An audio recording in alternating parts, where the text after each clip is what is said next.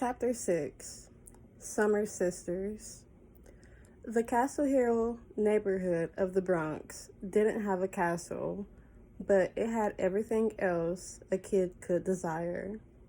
The local Y had indoor and outdoor swimming pools, basketball courts, and a baseball field.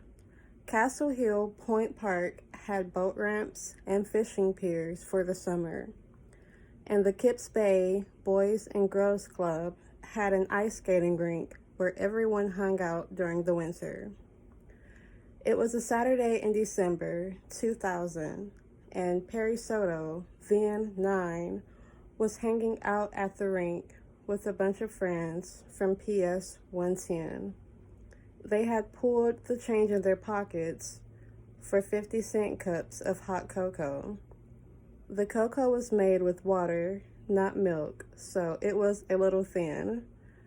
But Tia Lucia, who made it, always put a splash of evaporated milk in each cup, so the drink was hot and sweet. Perry sat with her friends in the bleachers, her hands wrapped around the hot cup. They were all in the 4th grade, but this was the Bronx, where kids grew up fast.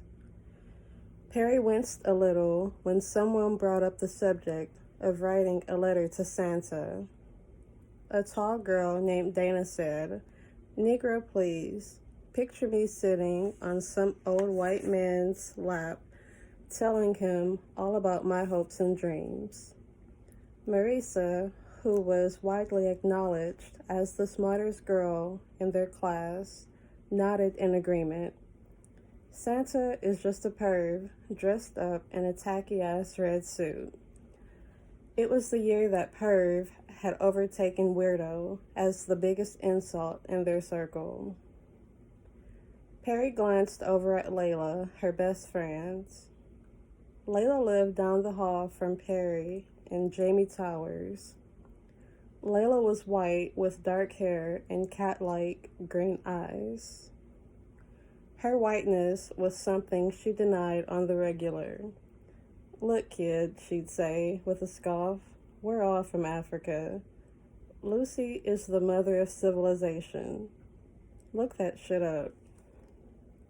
Layla was the only one at their school who knew that not only did Perry still believe in Santa Claus, but every year her mother took her to Macy's so she could mail her letter in the official mailbox, and yes, sit on the perv's lap. As they walked home from the ice skating rink, Perry tried to explain. "It's not that I really 100% believe," Perry said. "It's more that..." Layla smiled. "You like tradition, I get it. But don't you think you ought to give up on the fat white guy stand-in for Jesus bringing all the gifts?" Perry said, "Way to kill the magic, Layla." Layla smiled. "Yo, that's what I do. Speaking truth to power since 1991. Perry looked confused. "But you were born in 1991. You weren't talking then." Layla looked unfazed. "I've always been about the truth, even in the womb." Perry smiled. "You're unique." Layla grinned. "I'm a unicorn, baby. Only one of me in the whole wide world." The girls parted at the elevator, and Perry reached for the key to her apartment. She knew she was lucky. Her parents, who'd adopted her when she was a baby, lived in a spacious 2-bedroom apartment they owned.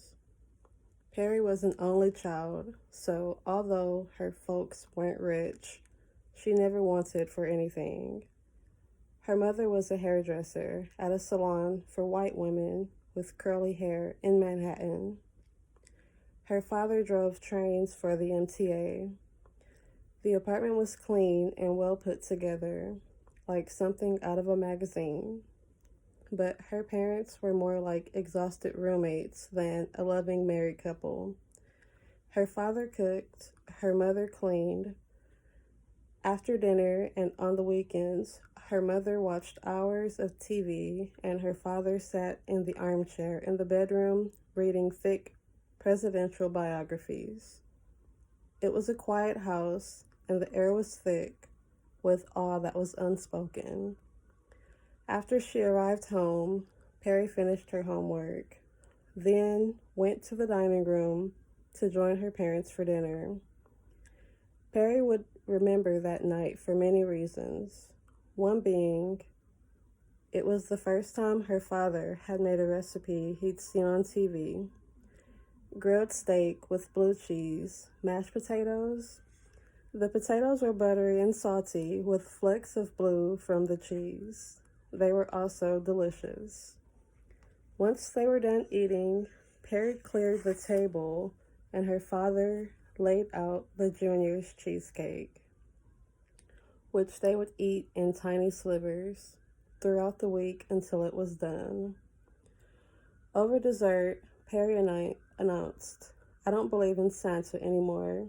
I'm not a little kid. You don't have to pretend." But even as the words came out of her mouth, she wanted to take them back. She was still very much a little kid. She wanted, with all of her heart, to keep pretending. Her parents exchanged glances. Then her mother spoke. "Maybe this year, instead of Macy's, we can go to the Rockefeller Center for the lighting of the tree." Her father agreed. "That sounds nice." The following Saturday afternoon, Perry came home from the skating rink to find the most beautiful woman she'd ever seen sitting in their living room. The woman was wearing a black wool dress that revealed her collarbone. What Perry would later learn was called a sweetheart neckline. The dress was cinched with a wide black leather belt. She wore knee-high burgundy suede boots, and her purse was the same rich shade of dark red. Perry's mother explained that the woman, Amelia Vaux, was a family friend who had taken an interest in Perry and her education. This seemed strange to Perry. Her parents didn't seem to have many friends outside of the aunts and uncles who visit them once or twice a year. They were reserved and simple people. Where they would have met a glamorous woman like Amelia was a mystery. Amelia offered to take Perry out to high tea the following Sunday after church. "I'll send a car to collect you," she said, beaming at the girl. It was just 7 simple words. "I'll send a car to collect you." But the phrase would change Perry's life. For the rest of the school year, every other week, a black town car driven by Virgil, Amelia's personal driver, would show up at her school or her apartment building and whisk her into Manhattan, into Amelia's dream world. Amelia took her to tea at the plaza and to see all the latest Broadway shows. They went to see the Alvin Ailey American Dance Theater on New Year's Eve and to see a Romare Bearden retrospective at the Metropolitan Museum of Art. Layla would stand in front of the building, waving as the car drove Perry away to her other life. "You're so lucky," Layla would say wistfully. "She's like your real-life fairy godmother." Perry knew that her friend was right. She always wondered about timing. Was it the act of giving up Santa, who was of course not real, that made it possible for Amelia, a real fairy godmother, to enter her life? The following summer, Perry spent 4 weeks on the vineyard with Amelia and her husband Omar. The next summer, Amelia announced that she had a surprise. "Another one of my young charges is going to join us. Her name is Olivia, and she's a year younger than you." Olivia lived in Montclair, New Jersey, with her mother, Cindy, who was a school teacher in Newark. Whereas Perry had light honey-hued skin, the color of cocoa butter, Olivia was her opposite. Her skin was a rich gingerbread brown, and her hair was jet black. Her mother straightened it herself every week. That second summer at Chateau Laveau, when it was just Olivia and Perry, was like a slumber party that never ended. The girls each had their own rooms, but they spent most nights together in the guest bedroom that had 2 double beds. That school year, Perry was going into 6th grade and Olivia was entering 5th. Neither girl played a sport, so Emma arranged for tennis lessons. They spent 4 hours a day taking private instruction from a top-ranked coach who had worked with the Williams sisters early in their careers. Lunch was usually made by Emma's cook, Betty, who had come from Emma's hometown of New Orleans. The afternoons were for swimming and reading. Twice a week on Tuesdays and Thursdays, a tutor came by to make sure the girls were well prepared for the coursework that would be coming in the year ahead. Evenings were for sit-down dinners. During the week, it was just Emma, Omar, and the girls, but on weekends, Emma entertained. Dinner could range from an intimate gathering of 8 to a backyard soiree that numbered 50 or more. When the girls arrived that summer, the wardrobe and drawers were filled with new clothes, personally selected by Emma. She reminded them that anything that did not fit or suit could be returned, but the girls kept everything. They had never had so much luxury in their lives. At the end of the summer, the week before they were to return to school, Emma announced that they would be taking a weekend trip to Montreal to do back-to-school shopping. It was Emma in her element, speaking French, moving through the streets like the grande dame she had become. They stayed at a magnificent hotel in Vieux-Port, the old part of the city. Both girls decided when it was time to choose a language, they would study French. Both girls were also embarrassed to admit that they did not miss their parents very much or feel homesick. Emma insisted they stay in touch, so they wrote letters once a week.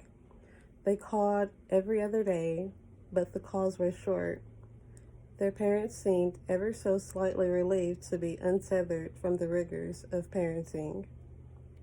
"I don't think my mother misses me at all," Olivia said to Perry one evening after hanging up the phone. "I don't think my mom does either. She's so quiet, it's hard to tell what she's thinking." Emma entered the room and did not pretend she hadn't overheard the conversation. "Being a parent is hard," she said. "It's a 24-hour, from cradle to grave kind of thing. If these trips give your parents a little reprieve, all the better. It doesn't mean they don't love you or miss you. Black parents do what they have to do to create opportunities for their kids." Perry, who had favored Emma most in looks and tone, said, "So what's the opportunity for you, Emma? Who would want a couple of rowdy kids in their house?" Emma smiled. "You should know I do nothing that I don't truly want to do. That is the blessing of my situation. You are here because Omar and I feel deeply that you don't have to be blood related to become family." 2 summers later, another girl arrived. That year, Perry would turn 13, Olivia turned 12, and Billy was 10. Whereas Perry and Olivia were girly girls, content to blithely follow along with whatever Emma suggested, Billy was a rule breaker. She was curvy with pecan-colored skin, blue eyes, and a head full of braids.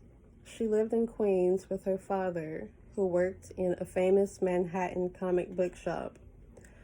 Billy herself was like something out of a comic book. She was part Catwoman, part Storm from X-Men, and part Daredevil. Billy never saw a tree she didn't want to climb or a diving board she wouldn't go running toward. Grinning broadly, her eyes wide open. At night, even though she was the youngest, she told the most chilling ghost stories, and when the girls played Truth or Dare, Billy always took the dare. Perry wondered that first summer with Billy if this was going to be the way. Was this Emma's summer home for wayward girls? Would every summer bring a new cast of characters? Were they all just Emma's fresh air fun kids? But, as if to assuage her fears, one Sunday evening, Emma and Omar held hands, and after grace, welcomed the girls to the family. You are not ours by birth, but we are happy to step into the role of godparents and treat you as our own. Perry, Olivia, and Billy, you have made our hearts fuller than we thought possible. Thank you for being here. May we have many more summers together. As the girls grew, they struggled to find the connection. How had they landed in the vineyard with these wealthy benefactors? How had their parents, each of such modest means, meet Emma and Omar? Why them, and not any of the thousands of girls just like them living in New York and New Jersey? Emma was loquacious and secretive at the same time.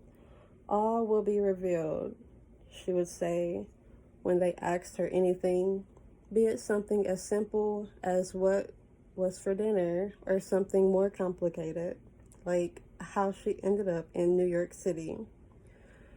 They say that whatever your dreams was, God could dream bigger. She never asked them to worship, but they came to realize, as they grew from girls to young women, that whatever they imagined for themselves, Emma held a greater vision. And although they were not related by blood, it became clear that each girl had her own connection to Emma. Perry looked the most like Emma. She sounded the most like her. And if it is to be believed that nurture trumps nature, it was Perry who came to be the most like Emma, the godmother, the hostess, and the entertainer. Perry, like Emma, was the first protector of the ones she loved. She was incredibly book smart, and at the end of the day, her strongest muscle was her heart. Olivia was a fine example that children don't always listen to what you say, but they will often do what you do. Olivia was the one who rose early, like Emma, often while the rest of the household slept. It was Olivia who made her way into the kitchen, who turned the Nespresso machine on, and made both her and Emma a perfect latte. She eventually learned how to time it so the coffee was sitting at Emma's chair, with swirly hearts drawn in foam, just as Emma entered the kitchen. Emma and Olivia would sit in happy silence for an hour or more, reading the papers. First the Wall Street Journal, then the New York Times, and if the others slept in, it was on to The Economist or the weekend edition of the Financial Times. Olivia, like Emma, had perfected the art of seeking the single answer that would answer 10 questions. Maybe it was because her mother taught high school algebra that Olivia loved logic, mathematical problems, and anything that could be solved with an equation or an algorithm. Under Emma's guidance, Olivia purchased her first stock at the age of 14. By the time she graduated from high school, she had day traded enough to sock away her first year's tuition. No one ever doubted that, despite their physical differences, Olivia and Emma were almost intuitively physically linked. Olivia had Emma's mind. Her brain worked in the exact same way. It was true that the youngest were often the most indulged, but Billy was not a girl who wanted or needed coddling. The most confident of all the girls, Billy never sought Emma's approval, which she had wisely observed was the quickest way to get it. Billy lived in her own world of comic books, superheroes, sci-fi, and video games. She was the first of the girls to smoke, to drink, to sneak out at night. But instead of getting in trouble, the more Billy bucked the rules, the more freedom she got. When she was 16, Emma moved her up to the attic bedroom, which had its own entrance, a decision that Perry, who had just started college, found to be absolutely stupefying. Why give a kid who sneaks out a door that made it easier for her to go out and act like she's grown up? But Emma was unconcerned. She saw in Billy the part of her own past that refused to be caged, not by segregationist Louisiana, not by the old white boys club that was Wall Street, not even by the Bluffs and its cater of black elites. Nobody but Emma and Elaine, and she saw it as her duty to make sure Billy remained as free as the spirit that roared within her. Billy had Emma's courage.